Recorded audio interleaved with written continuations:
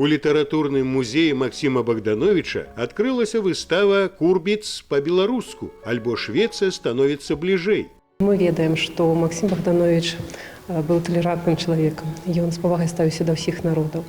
Ён напісаў песні украінская, руская і скандынаўская у тым ліку. І таму можна сказаць, што сімвалічна, што работы Наталі Паваляевай, зробленыя ў тэхніцы «Курбіц», з'явіліся ў нашым музеі.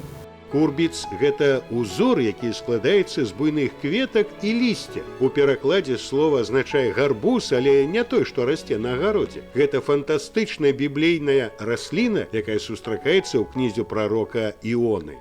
Сегодня в искусствоведении курбиц обозначает как, собственно, этот растительный мотив, так и всю народную живопись, шведскую народную живопись в целом. То есть это может быть фигуративная живопись, это могут быть библейские истории, это могут быть такие жанровые сценки, например, подарки к свадьбе. И обязательно по периметру дается вот такой растительный узор. У 2015 годзе Наталья Паваляева побывала ў Стокгольме, дзе упершыню побачыла курбіц. А сёння яе работы ёсць у прыватных калекцыях у Францыі, Германии, Норвегии, Финляндии и США.